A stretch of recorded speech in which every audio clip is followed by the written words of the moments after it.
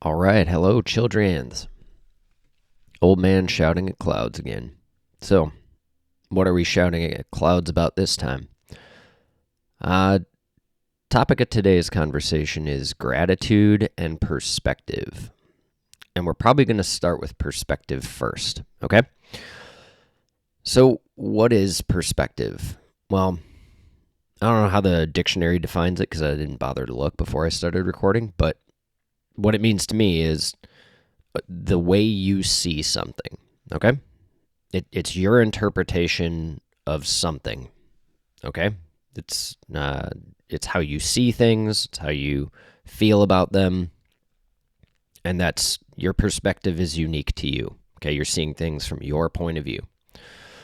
So an example of this would be having a bad day, right? I've had a bad day. That's my perspective. Okay, something happened.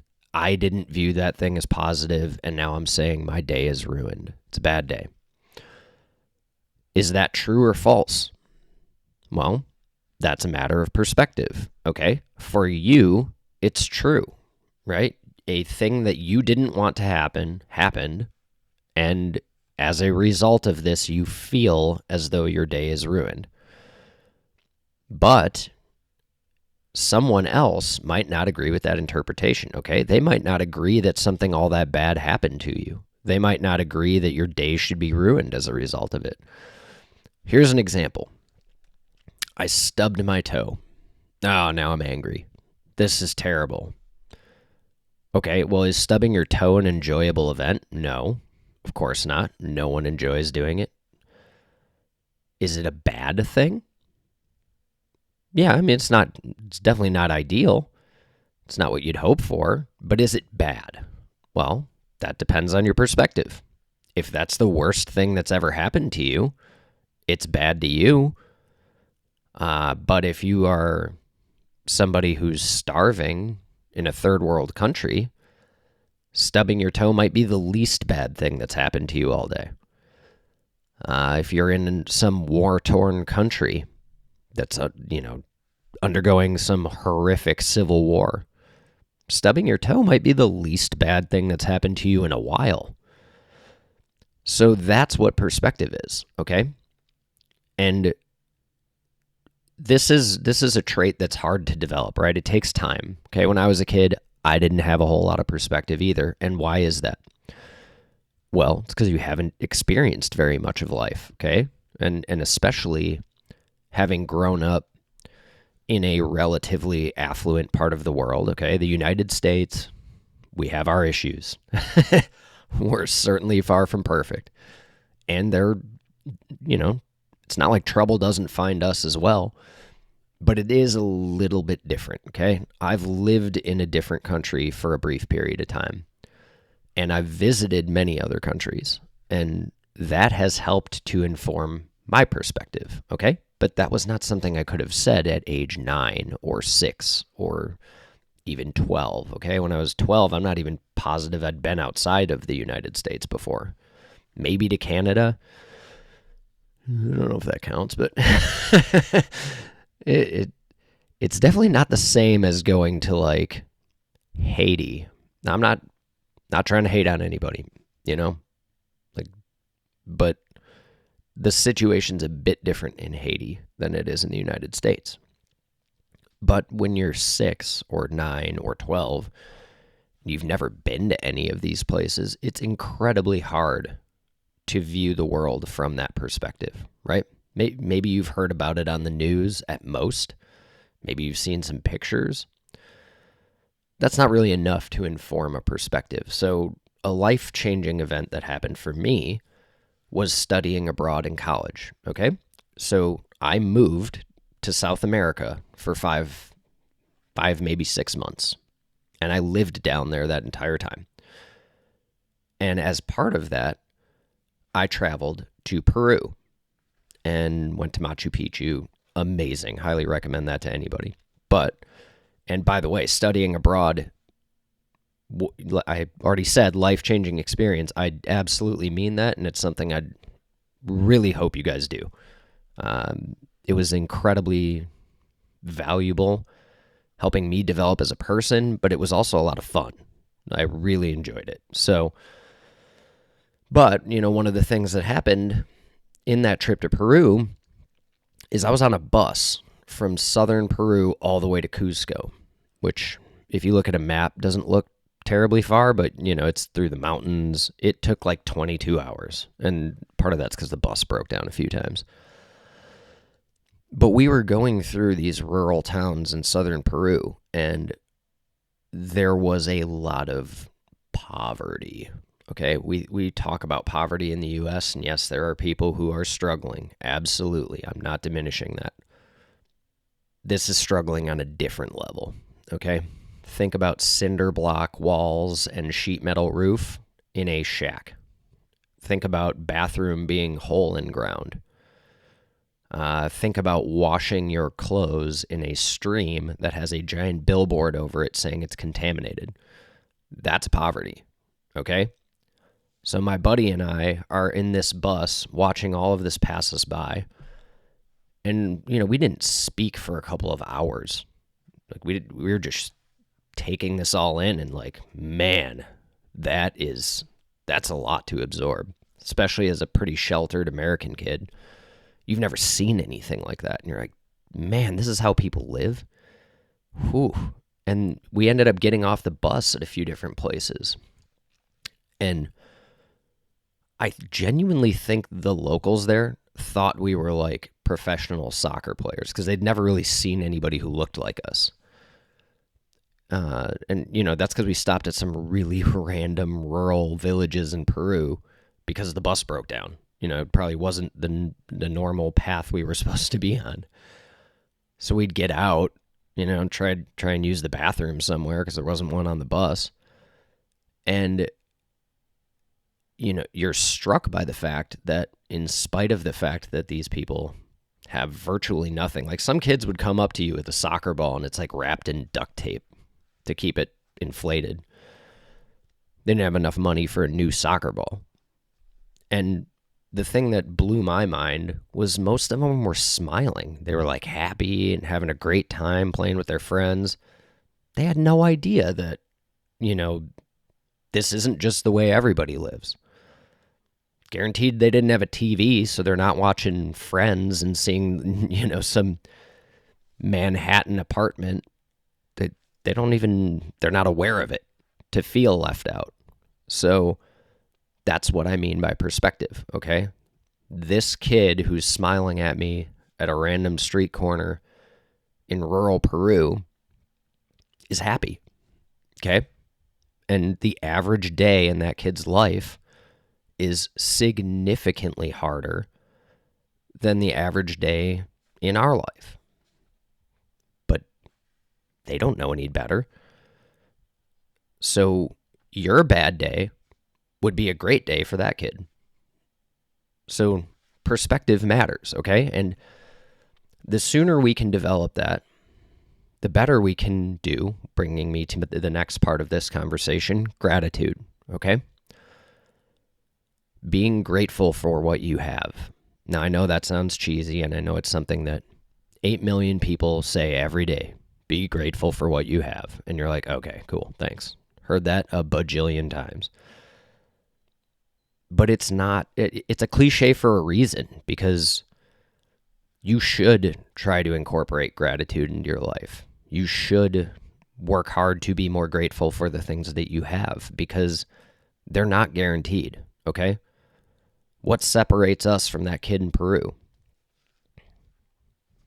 Think about it. I mean, is it guaranteed we're going to have that in 5 years? Is it guaranteed we're going to have that in 5 days? Now, I'm going to say a bunch of things that I'm saying for the purpose of informing a gratitude mindset. I'm not saying them so that you can lay awake in your bed at night panicked about what could happen, okay? At any moment, a million things could go wrong, and they could be catastrophic. And sitting here agonizing over them does absolutely no good for anyone, okay? That's not the point of this. The point of this is to say, be grateful for what you have, because you don't know how long it's going to last, okay? At some point, an asteroid could come from out of outer space, crash into the Earth. The curtain comes down, the lights go off. That's it. Okay? That could happen.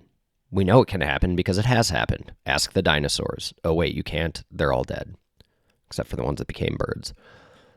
But that's a thing that can happen and very well may at some point. Okay? I certainly hope it's a long, long time from now, but it could. Another thing that could happen, some brand new disease. Okay? We saw this with COVID. Thankfully, it wasn't more serious than it was. Okay?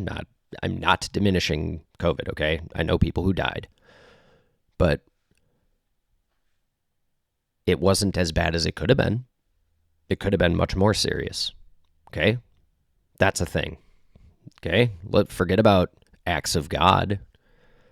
Let's talk about acts of humanity. Okay? There are things going on right now that could have devastating consequences. What's going on between Israel and Palestine and the United States and Iran could have devastating consequences. The war in Ukraine could have devastating consequences. What's going on between China and Taiwan could have devastating consequences. These are things that are not unrealistic, okay? We sincerely hope that our leaders are capable of doing better than they've done so far, and that's a thing we should take seriously and hold them accountable if they're not doing better. But again, I'm not saying all these things to scare people. I'm saying them for the purposes of, okay, there's a very real future where things go incredibly sideways, okay? And everything we've taken for granted up until now, we won't be taking for granted if that happens, okay? Rather than needing a catastrophe to happen to remind us of the good things in life, why don't we just be grateful for them now, okay? One of you in particular has been asked to keep a gratitude journal because mom and dad are a little concerned with some of the negativity we're hearing. And this is why, okay? There are, and the response we got, why do I need to write anything good? Nothing good happened today. Man, I really hope you don't believe that because good things happen every single day. First of all, I got out of bed today. That's a good thing. Okay? When I stood up, nothing cracked or popped or caused me agonizing pain. That's a good thing. Okay? Because that's not always been the case. If you remember, I had back surgery because I was in agonizing pain because I had a herniated disc that was pushing on my sciatic nerve. And literally every time I stood up was agony. Well, that's a thing I don't take for granted anymore. Being able to stand up, being able to run, being able to pick my kids up. And again, it's easier to maintain that perspective because I've seen the other side. And as kids, you haven't in most cases. But that's where elders in your life are valuable because we've walked down that road before. We know where it goes. We know where it ends. We know some of the hurdles, some of the potholes. We're informing you of these things, not to lecture you and not to, wag a finger at you and be like, oh, you dumb kid. No. We've just had this life experience already. And we're trying to impart the wisdom we've worked hard to develop to you because we think back and we're like, man, if I knew some of the things I know now when I was a kid, oh, man, where could I have gotten? Where could I be today? If I knew some of these things, things could be even better. Okay, not that they're not great now, but they could be even better. Some of the struggles I have today, I wouldn't have if I knew that. So, that being said, adults need to hear this message too of, be grateful for the things you have. Stop looking at your neighbor's new car. Stop looking at your neighbor's finished basement. Stop looking at your neighbor's new TV and thinking, oh man, why not me? You've got great stuff. I do too. I've got plenty of great things. And enjoy those things, right? One of my favorite movies of all time is The Count of Monte Cristo. And there's a line in this movie where one of the main characters, says to kind of the antagonist in the film, the bad guy. I'll give you a tiny bit of backstory. So there's these two guys that have been friends since they're kids. And then the love interest of one of the guys is talking to the other guy. And the other guy is trying to get in with this girl, right? And she tells him that, and he was raised rich, right? The other kid was raised very poor. And she's telling the kid who was raised rich, who becomes the bad guy. Spoiler alert, it's an old movie. If you haven't seen it, that's on you. Basically that she doesn't want to become the next thing that he wants just to have it. Because he sees that his friend is really happy, and he wants that. But she brings up a story about how when they were kids, the rich boy got a pony for his birthday. The poor guy got a whistle. And he was happier with the whistle than the rich kid was with the pony. Even though he got the gift that was, everyone would have rather had, the poor kid was happier with the whistle than he was with the pony.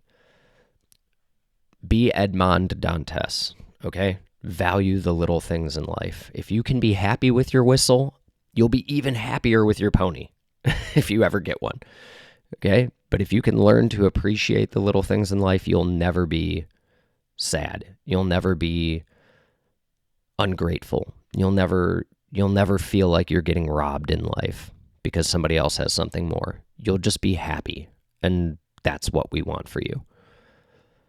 So, hopefully something of value has come out of this rambling. I love you very much, and I'll talk to you next time.